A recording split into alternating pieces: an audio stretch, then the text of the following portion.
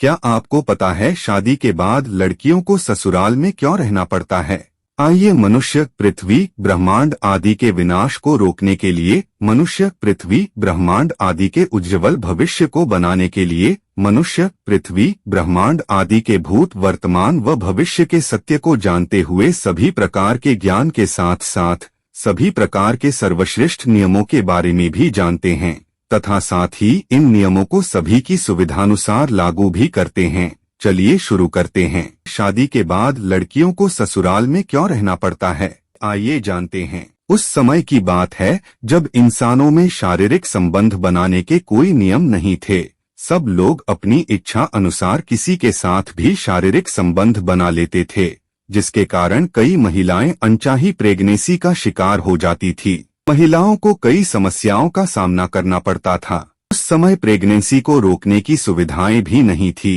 कई बार कम उम्र की लड़कियों के साथ भी पुरुष शारीरिक संबंध बना लेते थे, जिसके कारण कई लड़कियों की जान भी चली जाती थी। और कई बार कम उम्र के लड़कों के साथ भी महिलाएं शारीरिक संबंध बना लेती थी, जिसके कारण लड़के कम उम्र से ही इसे अपनी आदत बना लेते थे और खुद को कमजोर बना लेते थे। सबके चलते महिलाओं को पुरुषों की अपेक्षा अधिक समस्याओं का सामना करना पड़ता था और समय के साथ साथ महिलाओं की समस्याएं बढ़ती चली जा रही थी।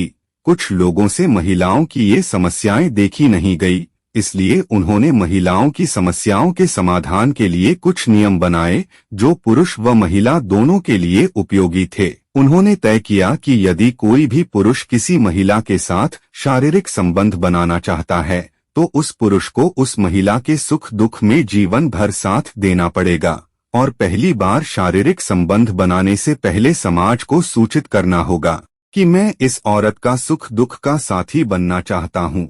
इसके लिए एक कार्यक्रम किया जाएगा जिसे साथी कहा जाएगा, जो कार्यक्रम बाद में शादी के नाम से प्रचलित हो गया। और उन्होंने यह भी तय किया कि शादी के बाद जो भी बच्चे पैदा होंगे उनका पालन पोषण करने में भी पुरुष को महिला का पूरा साथ देना पड़ेगा। सभी लोगों ने इन नियमों को लागू करना शुरू कर दिया। शादी के बाद महिला पुरुष एक दूसरे के सुख दुख में साथ देने लगे थे।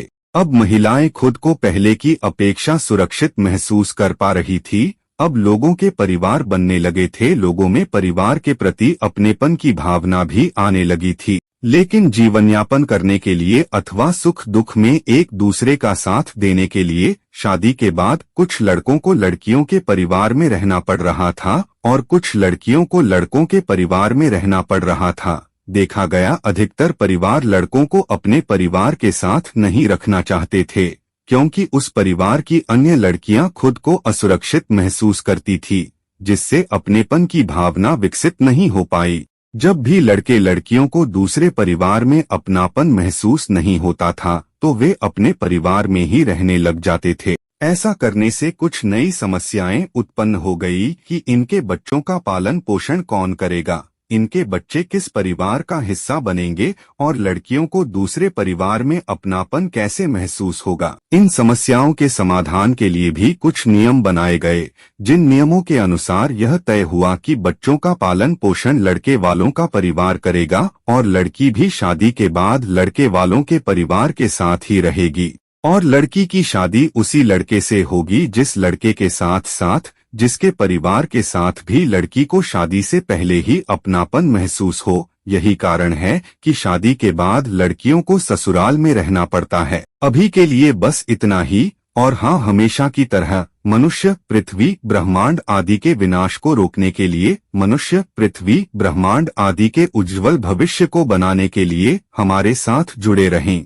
जय मनुष्य, जय पृथ्वी, जय ब्रह्मांड। कृपया कमेंट बॉक्स में जरूर बताएं कि आने वाली वीडियो किस टॉपिक के साथ बनाएं। मिलते हैं जल्दी से नए टॉपिक के साथ। और हाँ, यदि आप इस मिशन को सपोर्ट करने के लिए कुछ धनराशि देना चाहते हैं या देने के लिए सक्षम हैं तो स्क्रीन पर दिए गए QR कोड का उपयोग कर सकते हैं। यदि आप अधिक धनराशि देने के लिए सक्षम हैं तो देने में घबराइए नहीं, क्योंकि आप सभी लोगों के द्वारा दी गई धनराशि का उपयोग मानव आदि के कल्याण के लिए किया जाता है, वो भी कल की भगवान के सानिध्य में।